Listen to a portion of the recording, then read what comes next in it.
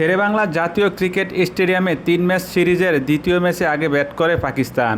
৪৭ over ৩ বলে ২৭৪ রানে all out হয়ে যায় সফরকারীরা। টস জিতে আগে ফিল্ডিং করার সিদ্ধান্ত নিয়েছিল বাংলাদেশের অধিনায়ক মেহেদী হাসান মিরাজ। তবে শুরুটা দারুণভাবে কাজে লাগায় পাকিস্তানের ওপেনাররা।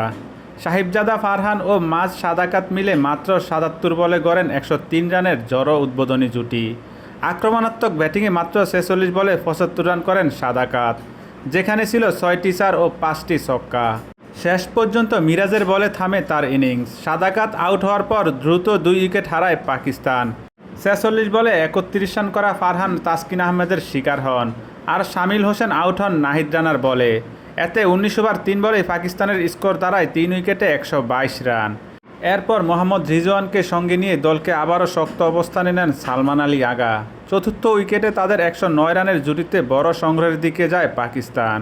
তবে এই জুটির সমাপ্তি হয় কিছুটা অদ্ভুতভাবে।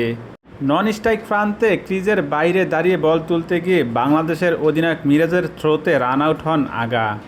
সাজঘরে ফেরার আগে ৬২ বলে ৬৪ রানের ইনিংস খেলেন তিনি। তার ইনিংসে ছিল ৭টি চার এবং ২টি ছক্কা। একই ওভারে বিদায় নেন রিজওয়ানও। ৫৯ বলে ৪৪ রান করেন এই উইকেট কিপার ব্যাটার। এরপর ১০ নামে পাকিস্তানের ইনিংসে। শেষ ৫ উইকেটে মাত্র ৪৩ রান যোগ করে পাকিস্তান। ফলে ৩০০ রানের সম্ভাবনা জাগলেও শেষ পর্যন্ত ২৭৪ রানে থামে পাকিস্তানের ইনিংস। বাংলাদেশের হয়ে বল হাতে সবচেয়ে সফল রিশাদ হোসেন, নেন ৩টি উইকেট। এছাড়া মেহেদী মিরাজ ও নাহিদ রানা নেন ২টি করে। মুস্তাফিজুর রহমান ও তাসকিন আহমেদ শিকার করে ১টি করে উইকেট।